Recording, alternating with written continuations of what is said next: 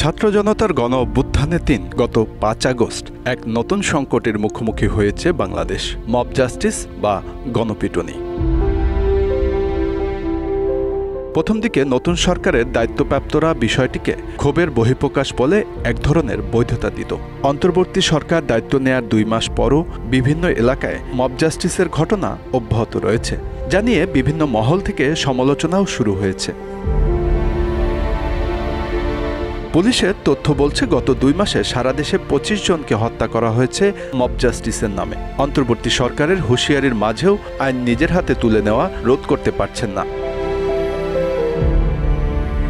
হত্যা ছাড়াও দেশে বিভিন্ন কারণে গত ২ মাসে সংঘবদ্ধ মানুষের অপমান, অপদস্থ ও নির্যাতনের শিকার হয়েছেন কমপক্ষে ১০০ মানুষ।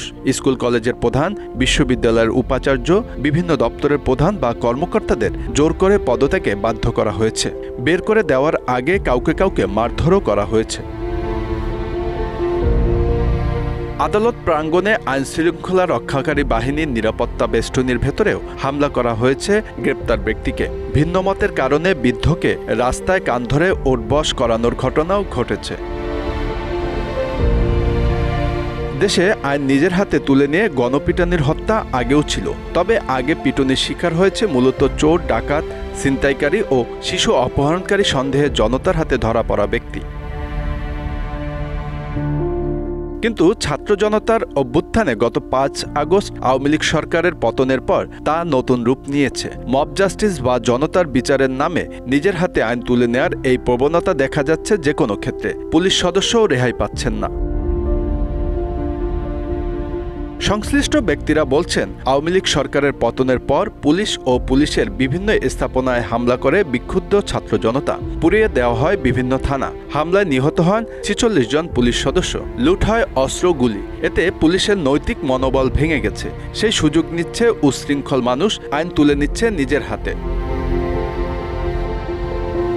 পুলিশের সাময়িক নিষ্ক্রিয়তায় আইনশৃঙ্খলা পরিস্থিতি অবনতি হয়েছে। হত্যা, লুট, চুরি, অগ্নিসংযোগ, দখল, বিভিন্ন সরকারি বেসরকারি দপ্তরে হানা, স্থাপনা ভাঙচুর চলছে। বেশিরভাগ ক্ষেত্রে ঘটনাগুলোকে বলা হচ্ছে মব জাস্টিস।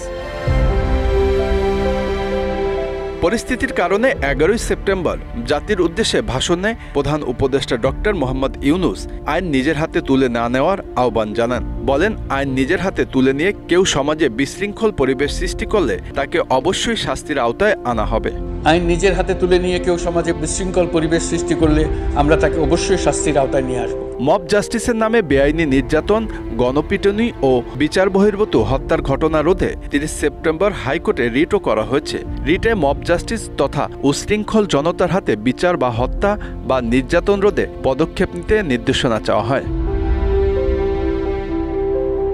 গত ৫ আগস্ট থেকে মব জাস্টিসের নামে যেসব হত্যাকাণ্ড ঘটেছে, বেশিরভাগ ক্ষেত্রেই সেগুলোর কোনো মামলা হয়নি। ভুক্তভোগী পরিবারগুলো বলছে, তারা মামলা করে পরিবারের অন্য সদস্যদের হুমকিতে ফেলতে চান না।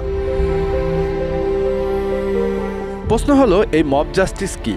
মব জাস্টিস বলতে সাধারণত বোঝায় জনতা আইন বা আইনি প্রক্রিয়ার বাইরে গিয়ে কোনো বিচার নিজ হাতে যখন তুলে নেন, তাই mob justice.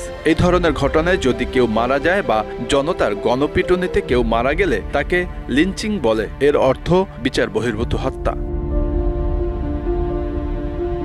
Bangla affairs news desk.